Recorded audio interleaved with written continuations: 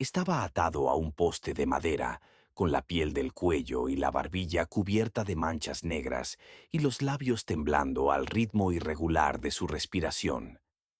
Desde lejos parecía que aún se mantenía en pie, pero de cerca se veía que tenía las manos y los pies hinchados, los dedos tan inflamados que los anillos se le clavaban en la carne y las uñas se habían oscurecido y empezaban a desprenderse. El olor, pesado, rancio, con un toque dulzón a carne podrida, lo rodeaba como un muro invisible.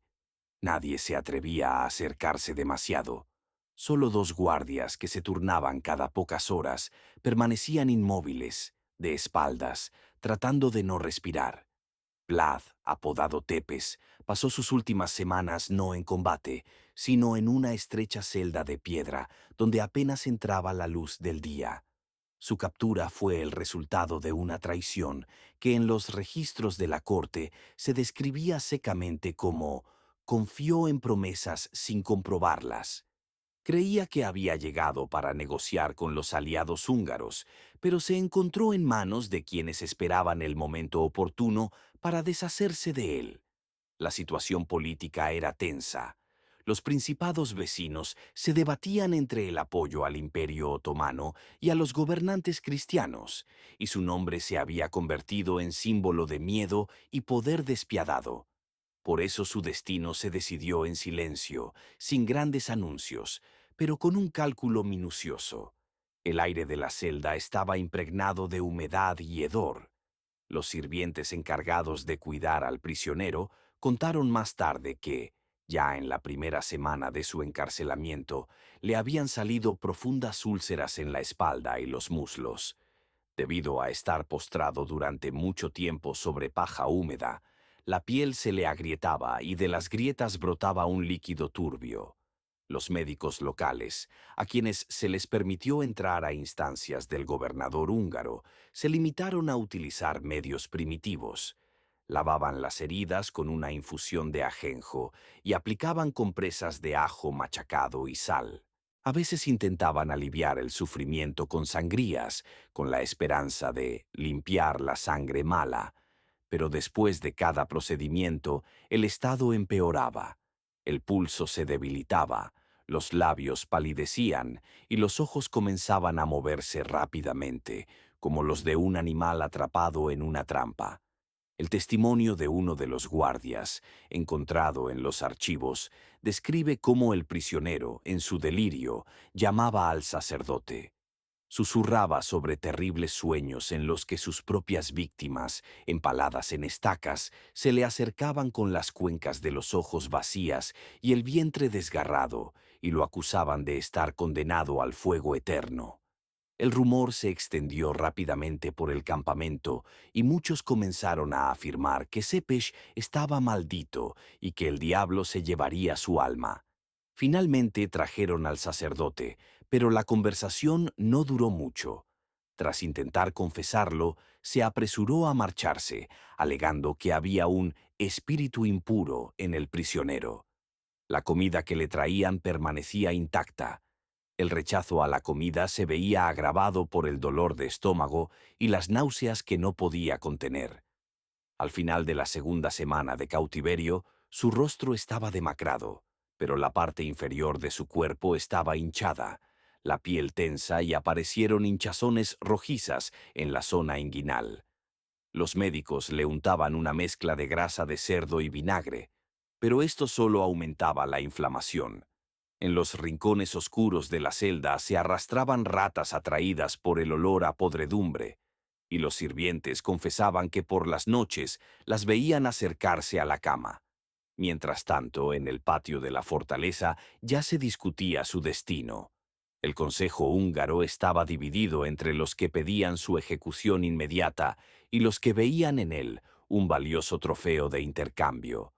Los embajadores otomanos transmitían el mensaje de que su muerte podría ser motivo de guerra, mientras que los príncipes vecinos enviaban mensajeros secretos ofreciendo oro o tierras a cambio de su cabeza.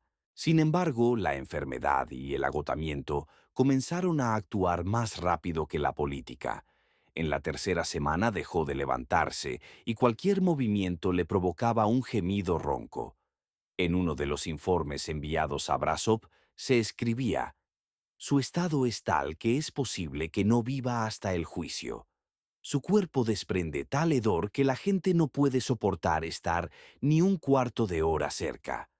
Pero, a pesar de ello, reforzaron la vigilancia, no por temor a que huyera, sino para que nadie pudiera poner fin en secreto a su sufrimiento. 2 hombres armados vigilaban la celda día y noche, y solo el jefe de la guardia tenía las llaves. A finales de mes, su delirio se volvió constante. Hablaba con interlocutores invisibles, a veces reía, a veces gritaba, como si se defendiera de alguien. De sus labios agrietados brotaba sangre seca, su respiración se volvió entrecortada y sus ojos, antes agudos y atentos, ahora se nublaban, como cubiertos por una neblina. Cada mañana 2 sirvientes entraban en la celda para cambiar la cama y sacar los excrementos, y cada vez notaban que el olor se hacía más intenso y que las manchas en el cuerpo se extendían. Los rumores sobre su estado llegaron a los habitantes locales y la gente comenzó a reunirse junto a las murallas de la fortaleza, algunos con la esperanza de ver la caída del tirano, otros por superstición. Los monjes del monasterio cercano rezaban por la purificación de la tierra de la mano sangrienta, y los viejos guerreros que alguna vez le habían servido permanecían en silencio entre la multitud, sin atreverse a acercarse. Las intrigas políticas en torno a su nombre no cesaban. Cada día llegaban nuevas cartas, propuestas y amenazas. Pero Vlad ya había dejado de participar en esos juegos. Yacía en la oscuridad, entre la fiebre y el olvido, en una espera que se hacía cada noche más pesada. A principios de la segunda quincena de diciembre, el frío se intensificó y las paredes de piedra de la celda comenzaron a exudar humedad tan densa que se formaba escarcha en ellas. Vlad ya no se levantaba. Su cuerpo se había convertido en una masa inmóvil y pesada, y solo su respiración rara y entrecortada recordaba que estaba vivo. Los sirvientes ya no le cambiaban completamente la ropa, que antes era sencilla y ahora se le pegaba al cuerpo, empapada de pus, sangre y sudor. El intento de quitársela provocaba un grito de dolor tan fuerte que los guardias prohibieron tocar al prisionero sin su permiso. Los médicos, a quienes llamaban a la celda cada 2 o 3 días, ya lo decían abiertamente. No había esperanza. Había comenzado la necrosis de los tejidos de los muslos y la parte inferior del abdomen. La piel de esas zonas se había vuelto negra, con un brillo húmedo, y desprendía un olor a putrefacción. En cada revisión cortaban con cuchillos los trozos muertos y luego cauterizaban las heridas con hierro al rojo vivo, con la esperanza de detener la propagación de la putrefacción. Vlad, incluso en su delirio, encontraba fuerzas para maldecirlos, a lo que ellos solo respondían con la señal de la cruz y continuaban con su trabajo. A veces, para ahogar los gritos, le daban una infusión de opio, pero ésta le sumía en pesadillas en las que, según uno de los sirvientes, hablaba con los muertos y les pedía consejo. Para entonces ya no podía digerir la comida. Podía tragar unas cucharadas de caldo, pero al cabo de una hora lo vomitaba todo. El cuerpo se adelgazó por encima de la cintura, pero por debajo del abdomen y los muslos seguía hinchado, como inflado. La piel de las manos se volvió fina, las venas se transparentaban y en las uñas aparecieron rayas oscuras, un síntoma que en los tratados médicos se denominaba sello negro de muerte cercana. Las intrigas en torno a su encarcelamiento continuaban. Uno de los consejeros húngaros propuso deshacerse en secreto del prisionero para evitar largas negociaciones con los vecinos. Los detractores de este plan argumentaban que era mejor esperar a que la enfermedad hiciera su trabajo para luego poder culpar de su muerte a la voluntad de Dios y no a los hombres. Los rumores sobre el estado del prisionero se convirtieron en un arma. Se transmitían tanto a los aliados como a los enemigos, cambiando los detalles según convenía. Los cambios de guardia se hicieron más frecuentes. Los guardias se quejaban de dolores de cabeza, náuseas y debilidad después de pasar varias horas junto a su celda. Según los testimonios, uno de ellos perdió el conocimiento al ver cómo un gusano blanco y largo salía de una grieta en su estómago. Después de eso, el jefe de la guardia ordenó que se mantuviera la puerta de la celda abierta al frío para disipar un poco el hedor, pero eso solo aceleró la destrucción de su organismo. Un sacerdote entró varias veces en la celda. Traía un crucifijo y leía oraciones, pero Vlad se daba la vuelta y murmuraba algo entre dientes. Una vez, en un raro momento de lucidez, pidió que le trajeran una espada para ahuyentar a los que estaban junto a su lecho. Cuando el sacerdote le preguntó a quién se refería, describió a personas sin rostro que se acercaban a él con las manos ensangrentadas. Después de eso, el monje se negó a seguir visitándolo. En el campo, donde se discutía su destino, comenzaron a temer que los rumores sobre su estado agonizante pudieran provocar un miedo supersticioso entre los soldados. Varios jóvenes guerreros ya habían abandonado sus puestos, alegando la maldición del prisionero. Pero el consejo de la corte decidió no precipitarse. Si moría de enfermedad, eso les libraría de responsabilidad y podrían hacer pasar su cadáver por una víctima del juicio divino. A principios de enero su respiración se volvió sibilante y sus labios se pusieron azules. Rara vez abría los ojos, y aun cuando lo hacía, su mirada era turbia e irreconocible. De debajo de las costillas brotaba un líquido amarillento que se absorbía en la tela que lo cubría. Los médicos ya no tocaban esas zonas, ya que cualquier contacto provocaba un sangrado abundante que era imposible de detener.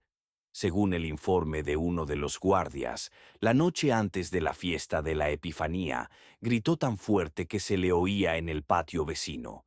Cuando irrumpieron los guardias, lo encontraron semisentado, con los ojos desorbitados, repitiendo que había visto a su viejo enemigo detrás de los barrotes de una ventana de piedra, de pie entre gente en llamas. Fuera de las murallas ya se preparaban para que la muerte del prisionero fuera la señal para un cambio político. En Brasov y Sibiu se llevaban a cabo negociaciones secretas entre los partidarios de los diferentes herederos, mientras que en el Imperio Otomano los embajadores esperaban noticias que justificaran la intervención en los asuntos de Valaquia.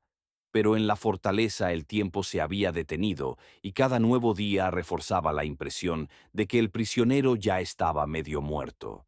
A mediados de enero ya no distinguía el día de la noche. En la celda reinaba una penumbra constante.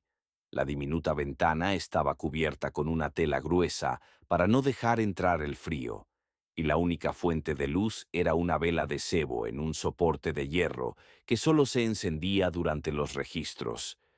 Vlad yacía inmóvil, con un montón de ropa vieja debajo de la cabeza. Tenía el pelo pegado, la piel de la cara había adquirido un tono amarillento grisáceo y en las sienes se le marcaban profundas hendiduras. Desde el cuello hacia abajo todo estaba cubierto de manchas, desde rojas hasta casi negras. Los médicos que lo examinaron en la tercera semana de enero observaron que la putrefacción se había extendido a los tejidos internos. De su boca emanaba un olor fétido y su lengua estaba cubierta por una densa capa grisácea. Su respiración se había vuelto sibilante, con un sonido burbujeante, y cada inhalación le costaba un gran esfuerzo. Alrededor de las articulaciones de las piernas y en la ingle aparecieron hinduramientos que, al presionarlos, supuraban pus mezclado con sangre. Uno de los discípulos del médico, incapaz de soportar aquella visión, salió corriendo de la celda y vomitó en el pasillo. Los guardias ya comentaban abiertamente que el prisionero no sobreviviría al invierno, pero el consejo de la corte esperaba pacientemente. La noticia de su muerte debía llegar en el momento oportuno para utilizarla en las negociaciones. Los embajadores otomanos que se encontraban cerca enviaban notas secretas a Hungría, afirmando que el retraso era un intento de ocultar una muerte no natural. Pronto se restringió el acceso al prisionero. Solo 2 guardias de confianza y el médico jefe podían entrar en la celda. Esto se hizo no solo por miedo a las conspiraciones, sino también porque el olor y el aspecto del prisionero aterrorizaban incluso a los guerreros más aguerridos. En el informe de uno de los guardias se menciona que por la noche oyó desde la celda unos sonidos parecidos a susurros, aunque Vlad yacía inconsciente en ese momento. A finales de mes, la piel de las piernas y la parte inferior del abdomen se volvió blanda y, al cambiarle las mantas, se desprendían trozos. Los médicos, al comprender que ya no había salvación, se limitaron a lavar las heridas con agua tibia, con infusión de manzanilla y a espolvorearlas abundantemente con carbón triturado para reducir el olor. Pero esto solo ayudaba durante unas horas. Las heladas fuera de las murallas de la fortaleza dieron paso a un deshielo, y el aire de la celda se volvió aún más pesado, con la humedad impregnando la piedra y la tela. En ese momento se cernían nubes políticas sobre la fortaleza. En Brasov se reunieron representantes de varios aspirantes al poder en Valaquia. Cada uno de ellos exigía ser reconocido como gobernante legítimo el día de la muerte de Szepes. El Consejo húngaro, consciente de que esto podía conducir a un enfrentamiento, intentó ganar tiempo, pero la enfermedad del prisionero dictaba sus propios plazos. A principios de febrero, su estado se volvió crítico. Dejó de responder a las voces, sus ojos permanecían abiertos, pero su mirada era vacía, inmóvil. Tenía los labios agrietados y le salía sangre seca por las comisuras de la boca. Apenas respiraba. Los médicos reconocieron que su corazón latía de forma irregular. A veces se detenía durante varios latidos. Durante varias noches seguidas, recuperaba la conciencia de repente y comenzaba a gritar los nombres de sus enemigos. Los llamaba uno por uno, como si diera órdenes de ejecutarlos, y luego se callaba de golpe. Los sirvientes que estaban de guardia en la puerta dijeron más tarde que, en esos momentos, su rostro se volvía igual que en los años de su reinado, duro y autoritario, pero al cabo de unos segundos volvía a aparecer el pesado sello de la enfermedad. A mediados de febrero, la presión política se hizo insoportable. Llegó a la fortaleza un mensajero del rey húngaro con la orden de prepararse para la pronta noticia del fin del prisionero. Esto significaba que la muerte de Cesebo debía ser formalizada oficialmente, con una anotación en las crónicas y testimonios. Pero su fin se prolongaba y cada día que pasaba aumentaba la tensión. En la noche del 21 de febrero, según el guardia, se oyó un gemido profundo e intermitente en la celda. Cuando entraron, Vlad yacía con los ojos entrecerrados, sus manos se apretaban y se abrían convulsivamente, y de su boca salía un fino hilo de sangre. El médico que lo examinó dijo que la muerte podía sobrevenir en los próximos días, pero ya nadie creía que fuera a ser un final tranquilo y rápido. En los últimos días de febrero, la celda de Ceprés se convirtió en un lugar al que incluso los guardias entraban con un pañuelo apretado contra la cara. El cuerpo del prisionero estaba hinchado de forma irregular. El pecho y los brazos estaban consumidos hasta los huesos, mientras que el abdomen y los muslos seguían hinchados, con zonas blandas en las que se notaba líquido al presionarlas.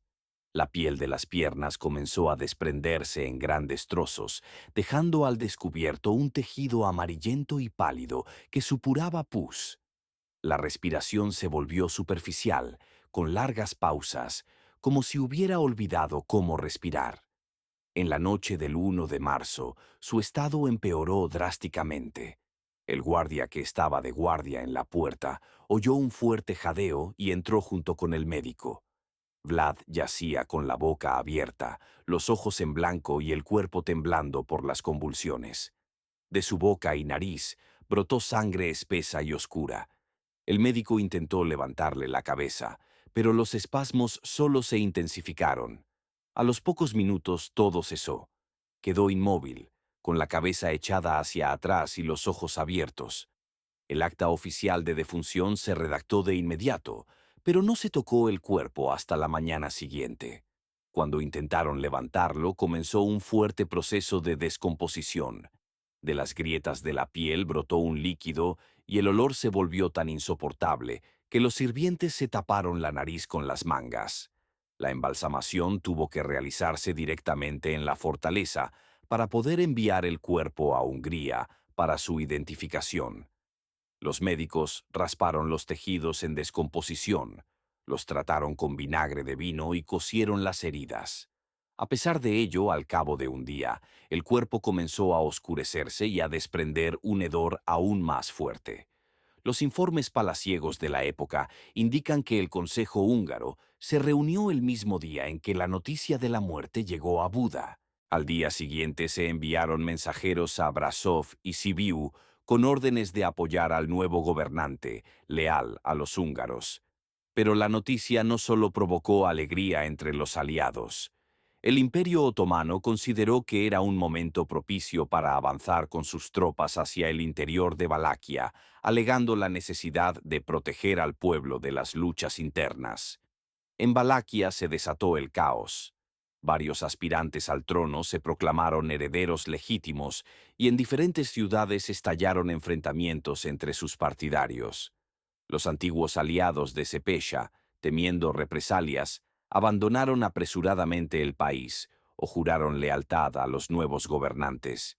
Los sirvientes que habían cuidado del prisionero en sus últimas semanas se dispersaron por las aldeas contando historias sobre su agonizante muerte. Algunos decían que era un castigo divino por la sangre de inocentes, otros que lo había perdido la traición de sus allegados. En los monasterios se celebraron servicios fúnebres, pero muchos sacerdotes se negaron a mencionar su nombre, llamándolo Príncipe de las Tinieblas. El entierro se celebró sin ceremonias. El cuerpo, ya en avanzado estado de descomposición, fue depositado en un ataúd revestido de plomo y enviado a un monasterio apartado. Según los rumores, antes del entierro, los monjes sellaron la tapa con 3 cerrojos de hierro, por temor a que su espíritu regresara. Los historiadores que han trabajado con los registros de la época señalan que la muerte de Sepesh cambió el mapa político de la región. Valaquia perdió su independencia durante varios años y el equilibrio entre la corte húngara y el Imperio otomano se inclinó a favor de este último. Sin embargo, en la memoria popular no quedó como víctima de intrigas ajenas, sino como un gobernante cuya vida y muerte estuvieron marcadas por la crueldad y cuyos últimos días se convirtieron en un recordatorio de que ningún poder puede escapar de la descomposición del cuerpo y del miedo al juicio final.